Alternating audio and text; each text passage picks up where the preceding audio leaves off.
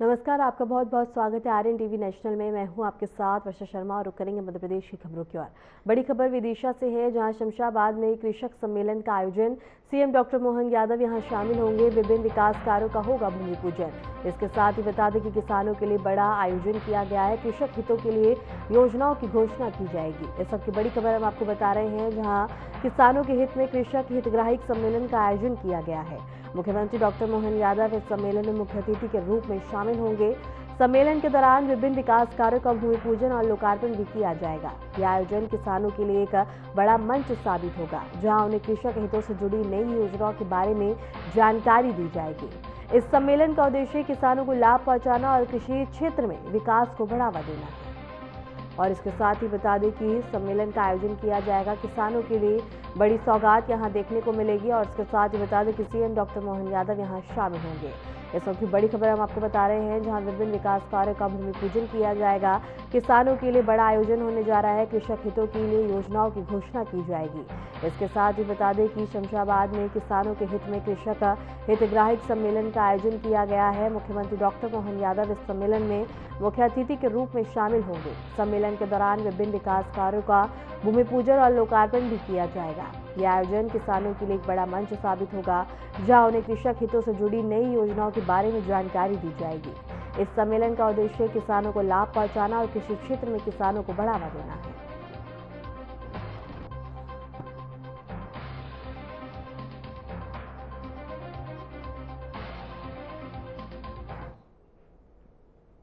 मुख्यमंत्री doctor Mohan Yadav Indore airport पहुंचे हैं, जहां बीजेपी के वरिष्ठ नेताओं और कार्यकर्ताओं ने उनका भव्य स्वागत किया। मुख्यमंत्री का स्वागत करते हुए नेताओं और कार्यकर्ताओं ने उन्हें फूल माला पहनाकर अभिनंदन किया।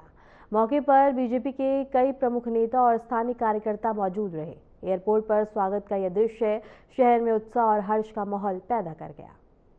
और इंदौर से ये खबर हम आपको बता रहे हैं, जहां सीएम मोहन यादव एयरपोर्ट पहुंचे, जहां बीजेपी के वरिष्ठ नेता और कार्यकर्ताओं ने उनका भव्य स्वागत किया।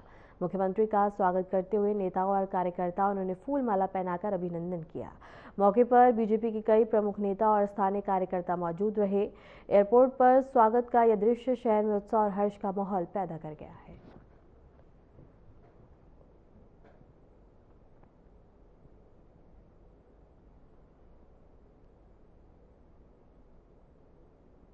मध्य प्रदेश के मुख्यमंत्री मोहन यादव ने कहा कि किसान कल्याण वर्ष के अवसर पर सरकार ने बड़ा फैसला लिया। उन्होंने बताया है कि सरकार 2500 क्विंटल से अधिक गेहूं खरीद पर एमएसपी रेट में 40 रुपए प्रति क्विंटल बोनस देते हुए बता दें कि 2625 रुपए प्रति क्विंटल करेगी। मुख्यमंत्री ने यह भी कहा कि सरकार यह सुनिश्चित करेगी कि किसानों को दिन में ही बिजली मिले और ऐसे कई कल्याणकारी योजनाओं को लगातार जारी रखा जाएगा। साथ ही मुख्यमंत्री ने यूपीएससी 2025 के परिणाम की भी खुशी जताई। उन्होंने कहा कि टॉप 10 में भोपाल के ईशान ने 5वीं रैंक और धार के पक्सल ने 8वीं रैंक हासिल की है और दोनों युवाओं को मुख्यमंत्री की तरफ से बधाई दी गई है।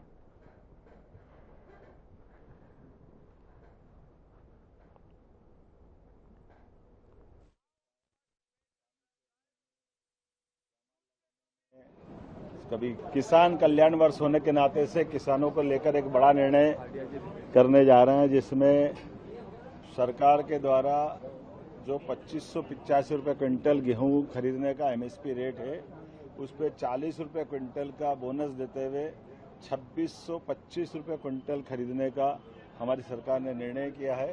साथ ही साथ किसानों को गेहूं उपार्जन के लिए पंजीयन की तारीख जो 7 तारीख को थी, उसको 10 तारीख तक बढ़ाने की घोषणा की गई। एक और निर्णय किया है कि हमारा प्रयास रहेगा किसानों को जब खेती का समय हो तो दिन में ही बिजली मिले। रात में बिजली देने से किसानों को जो कष्ट होता है, पानी फेरने में, प्यामाल लगाने में, कभी कोई जानवर काट ले, रात के समय के जो कष्ट है वो उल्लेख करने की जरूरत नहीं। ऐसे कई किसान के कल्याणकारी योजना लगातार हम जारी रखेंगे। बीते समय कृषि कैबिनेट जो बड़वानी में की है, ये हमारे उस संकल्प की पूर्ति है जिसमें हमने सभी वर्गों के, सभी क्षेत्रों के विकास का संकल्प लिया। इसी के साथ साथ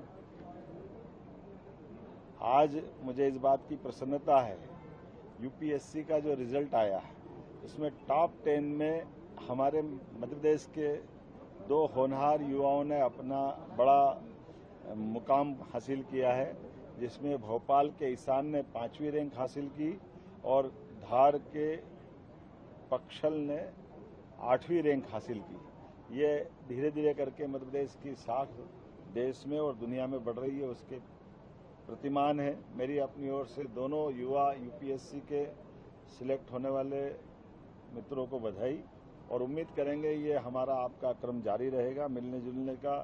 यहाँ आने वाले समय रंगारंग गेर निकलने वाली है, तो गेर के लिए मेरी अपनी ओर से अग्रिम बधाई। रंगों का ये त्योहार आनंद के साथ है। हम सब मिलकर के अपने प्रदेश की, देश की पुरानी हजारों साल पुरानी सनातन संस्कृति के साथ प्रत्येक त्योहार पर्व आनंद से मनाने की कल्पना करते हुए हम सब परस्पर सौहार्दपूर्ण संपर्क भी बनाए रखें। मेरी अपनी ओर से सबको बधाई। मुख्यमंत्री मोहन यादव ने 19 मार्च से प्रदेश भर में प्रारंभ होने वाले जल गंगा संवर्धन अभियान को लेकर विभिन्न विभागों के अधिकारी और जिला कलेक्टर्स के साथ बैठक की और अभियान की कार्य योजना को अंतिम रूप दिया। मुख्यमंत्री ने अधिकारियों को निर्देश दिए कि जलग्रहण क्षेत्रों से अतिक्रमण हटाया जाए और नदियों के उद्गम स्थलों का विकास किया जाए और पौधारोपण पर विशेष ध्यान दिया जाए। उन्होंने शिप्रा, बेतवा और गंभीर नदियों के पुनर्जीवन की योजनाओं पर जोर दिया है। इसके साथ ही अभियान के अंतर्गत जल के संवर्धन, रेन वाटर हार्वेस्टिंग का विस्तार, नगरीय जल संग्रहण और हरित क्षेत्रों का विकास, नालों के शोधन और पौधारोपण को प्राथमिकता दी जाएगी। सीएम ने कहा कि इस बार जन भागीदारी सुनिश्चित करते हुए अभियान को और भी प्रभावी और परिणाम मूलक बनाया जाएगा। युवाओं की भागीदारी सुनिश्चित करने के लिए विभिन्न भागों के समन्वय ने इसे एक जन आंदोलन के रूप में आगे बढ़ाया जाएगा।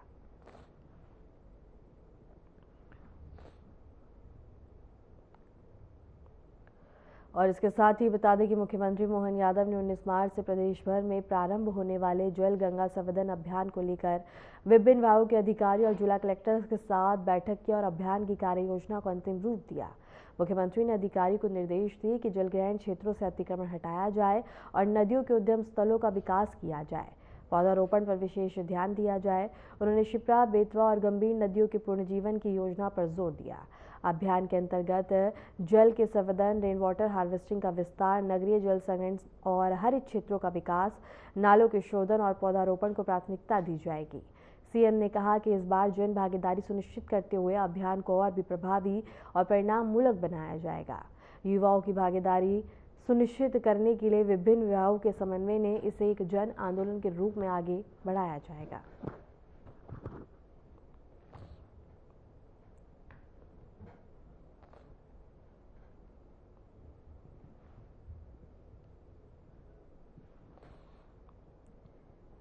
केंद्रीय कृषि मंत्री शिवराज सिंह चौहान 7 मार्च को आईआईटी चेन्नई का दौरा करेंगे। इस दौरान उन्होंने कहा कि बजट में नई नारियल खेती योजना की घोषणा की गई है। केंद्रीय मंत्री ने बताया कि इस योजना में नारियल उत्पादन और किसानों की आय से जुड़ी सभी पहलुओं पर ध्यान दिया जाएगा। उन्होंने कहा कि इस मौके पर वे किसानों और हितधारकों के साथ बैठक और चर्चा करेंगे ताकि योजना का अधिकतम लाभ सुनिश्चित किया जा सके। और भाइयों, 7 मार्च को आईआईटी चेन्नई में आपसे भेंट करने आ रहा हूं। एक नई योजना प्रधानमंत्री जी ने बनाई है जिसकी बजट में घोषणा की गई है, नारियल संवर्धन योजना।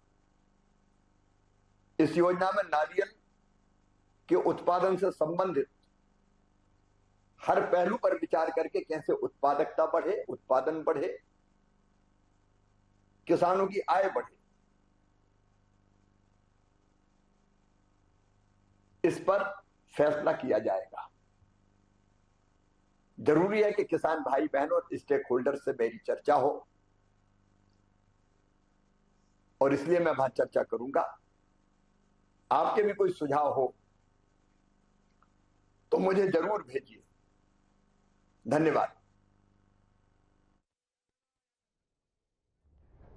मध्य प्रदेश में कांग्रेस के प्रदेश अध्यक्ष जीतू पटवारी ने कहा कि राज्य में किसान विभाग में लगभग 60 पद खाली हैं। उनका आरोप है कि इससे कृषि और किसानों की कल्याणकारी योजनाओं पर प्रभाव पड़ रहा है। पटवारी ने कहा कि मुख्यमंत्री मोहन यादव ने केंद्र से मध्य प्रदेश के हक का पैसा नहीं ले पा रहे हैं। इसके साथ ही जो राशि राज्य सरकार के बजट में आई है उसमें भी खर्च नहीं किया जा रहा। उन्होंने मुख्यमंत्री द्वारा आयोजित कृषि कल्याण वर्ष पर भी निशाना साधा। जीतू पटवारी का कहना है कि इस वर्ष का आयोजन केवल हेडलाइन में दिखाने के लिए किया गया, लेकिन वास्तविक रूप से किसानों तक इसका लाभ नहीं पहुंच रहा है। ये मैंने कल एक चिट्ठी लिखी है और एक भी आंकड़ा अगर गलत हो तो मुख्यमंत्री जी मुझ में मानहानि लगाओ। आपके 60% कर्मचारी नहीं एग्रीकल्चर विभाग में, और कृषि कल्याण की बात करते हुए आपको इतना गहरा झूठ बोलते हो शर्म नहीं आती? दूसरी बात, 2024-25 का केंद्र से जो पूरा बजट का प्रावधान रिवीजन था पिछले साल एग्रीकल्चर का भी और पूरे बजट का, उसमें हमारे मुख्यमंत्री जी ने 2024-25 में प्रायोजित योजनाएं जो केंद्र सरकार का हिस्सा बनता था वो बनता था 44,000 करोड़ रुपए से कुछ ऊपर, 44,891 करोड़ रुपए। जो हमें मिला कितना? 32,700 करोड़ रुपए के आसपास, 678 करोड़ रुपए के आसपास, मतलब 12,000 करोड़ रुपए वो नहीं आए। हमारे मुख्यमंत्री जी क्या प्रधानमंत्री की आंख में आंख डाल के उनसे गए कि हमारा पैसा दे दो, हम किसानों के लिए कृषि कल्याण वर्ष बना रहे? नहीं जा पाए।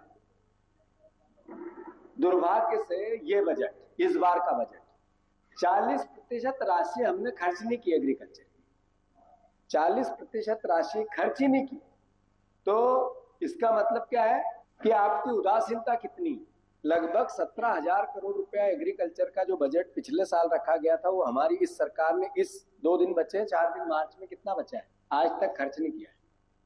दूसरा 2025-26 की स्थिति और चिंताजनक है। इसमें वित्त वर्ष 2025-26 की स्थिति चौंकाने वाली। अप्रैल 2025 20 जनवरी 2026 तक केंद्र प्रायोजित केंद्र की सरकार द्वारा केवल 21% राशि मध्य प्रदेश के हिस्से की उसको दी, 21% राशि, जिसमें उनको कृषि कल्याण का वर्ष बनाना। कुल प्रावधान था 68,691 करोड़ रुपया, मध्य प्रदेश के हिस्से का 44,355 करोड़ रुपया बनता था, राज्य का इसमें हिस्सा मिलना था 24,000 करोड़ रुपए का। 20 जनवरी 2026 तक 9,753 करोड़ रुपए ही जारी हुए हैं। आज हम जब आपसे बात कर रहे हैं, जब तक 9,000 करोड़ रुपए जारी हुए हैं, टोटल 62,000 करोड़ रुपए के बजट, पूरा साल निकल गया, थोड़ा सा बचा है। तो ये कल्याण वर्ष मनाने वाले मुख्यमंत्री के काम करने का तरीका है। मैंने जैसा कहा कि जो अधिकारी आते हैं पहलवानी दाव देते हैं, हेडलाइन बनवाते हैं और पीछे सपाट कुछ नहीं मिलता है। चित्त होकर वापस मुख्यमंत्री जी कपड़े झाड़ के खड़े हो जाते।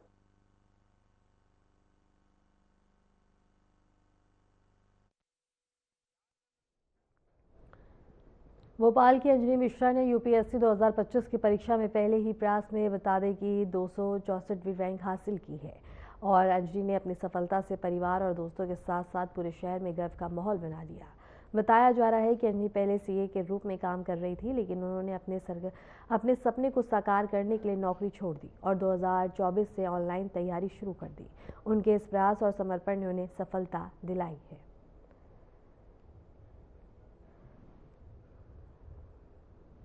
और इसके साथ ही बता दें कि भोपाल की अंजनी मिश्रा ने यूपीएससी 2025 की परीक्षा में रैंक हासिल की है। अंजनी ने अपनी सफलता से परिवार और दोस्तों के साथ साथ पूरे शहर में गर्व का माहौल बना दिया। बताया जा रहा है कि अंजनी पहले सीए के रूप में कार्य कर रही थी, लेकिन उन्होंने अपने सपने को साकार करने के लिए नौकरी छोड़ दी और 2024 से ऑनलाइन तैयारी शुरू कर दी। उनके इस प्रयास और समर्पण ने उन्हें सफलता हासिल कराई है।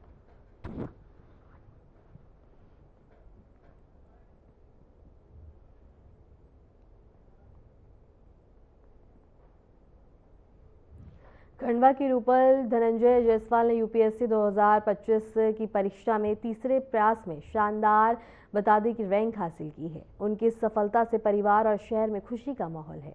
रूपल की मेहनत और समर्पण ने उन्हें ये सफलता दिलाई। परिवार ने इस उपलब्धि पर जमकर जश्न मनाया और पूरे क्षेत्र में उनकी प्रशंसा हो रही है। और इसके साथ ही बता दें कि खंडवा की रूपल ने रैंक हासिल की है और चारों तरफ खुशी का माहौल देखने को मिल रहा है। उनकी इस सफलता से परिवार और शहर में खुशी का माहौल है। रूपल की मेहनत और समर्पण ने उन्हें यह सफलता दिलाई। परिवार ने इस उपलब्धि पर जमकर जश्न मनाया और पूरे क्षेत्र में उनकी प्रशंसा हो रही है।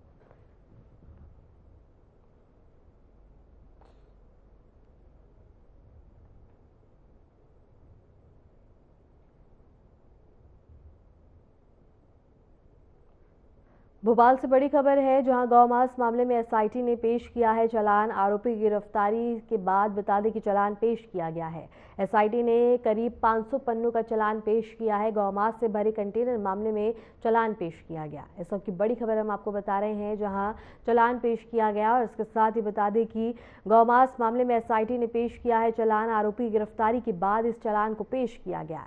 एसआईटी ने करीब 500 पन्नों का चालान पेश किया है। गौमांस से भरे कंटेनर मामले में चालान पेश किया गया है। इस वक्त की बड़ी खबर हम आपको बता दें, जहां गौमांस मामले में एसआईटी ने पेश किया चालान। आरोपी की गिरफ्तारी के बाद ये चालान पेश किया गया। एसआईटी ने करीब 500 पन्नों का चालान पेश किया। गौमांस से भरे कंटेनर मामले में चालान पेश किया गया है। भोपाल से बड़ी खबर आपको बता रहे हैं, जहां गौमांस मामले में एसआईटी ने पेश किया चालान। आरोपी की गिरफ्तारी के बाद ये चालान पेश किया गया। एसआईटी ने करीब 500 पन्नों का चालान पेश किया है और गौमांस से भरे कंटेनर मामले में चालान पेश किया गया।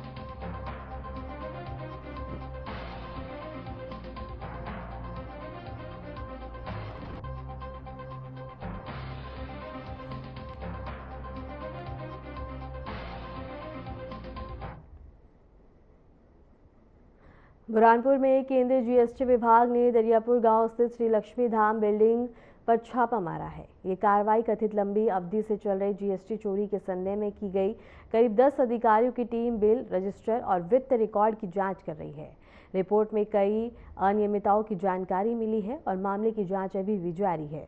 और बुरहानपुर से ये खबर हम आपको बता रहे हैं, जहां छापेमारी की कार्रवाई देखने को मिली है और केंद्रीय जीएसटी विभाग ने दरियापुर गांव से श्री लक्ष्मी धाम बिल्डिंग्स पर छापा मारा है। ये कार्रवाई कथित लंबी अवधि से चल रही थी और जीएसटी चोरी के संदेह में की गई थी। करीब 10 अधिकारियों की टीम बिल, रजिस्टर और वित्तीय रिकॉर्ड की जांच कर रही है। रिपोर्ट में कई अनियमितताओं की जानकारी मिली है और मामले की जांच अभी भी जारी है। और बुरहानपुर से ये खबर हम आपको बता रहे हैं, जहां केंद्रीय जीएसटी विभाग ने दरियापुर गांव स्थित श्री लक्ष्मी धाम बिल्डिंग्स पर छापा मारा है। ये कार्रवाई कथित लंबी अवधि से चल रही जीएसटी चोरी के संदेह में की गई। करीब 10 अधिकारियों की टीम बिल, रजिस्टर और वित्त रिकॉर्ड की जांच कर रही है। रिपोर्ट में कई अनियमितताओं की जानकारी मिली है और मामले की जांच अभी भी जारी है।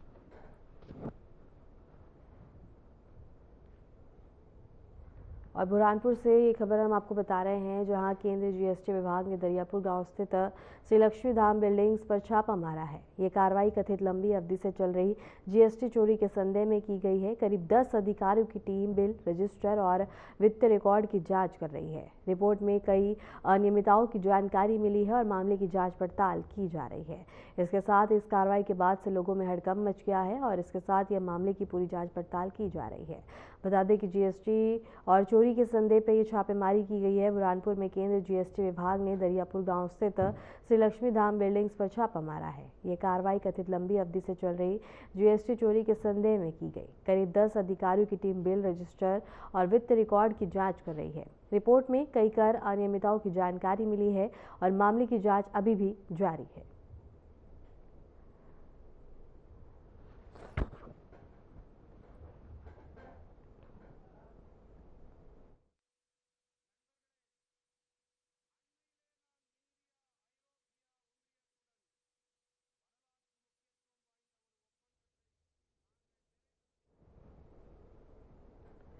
मालवा में नगरपालिका कार्यालय में आग लग गई है, जिसमें कई फाइलें जलकर खाक हो गई। बता दें कि करीब 1:30 बजे नगरपालिका कार्यालय के मुख्य बाजार क्षेत्र में यह आग लगी। बताया जा रहा है कि आग कार्यालय की एक हॉल से शुरू हुई और कई महत्वपूर्ण फाइलें जल गई।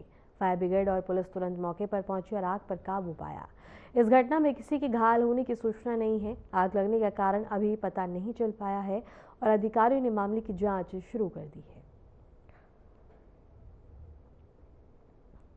और इसके साथ ही बता दें कि मालवा नगर पालिका कार्यालय में आग लग गई, जिसमें कई फाइलें जल गई हैं। करीब 1:30 बजे नगरपालिका कार्यालय के मुख्य बाजार क्षेत्र में आग लगी है। बताया जा रहा है कि आग कार्यालय के एक हॉल से शुरू हुई और कई महत्वपूर्ण फाइलें जल गई। फायर ब्रिगेड और पुलिस तुरंत मौके पर पहुंची और आग पर काबू पाया गया। इस घटना में किसी के घायल होने की सूचना नहीं है। आग लगने का कारण अभी पता नहीं चला है और अधिकारियों ने मामले की जांच शुरू कर दी है।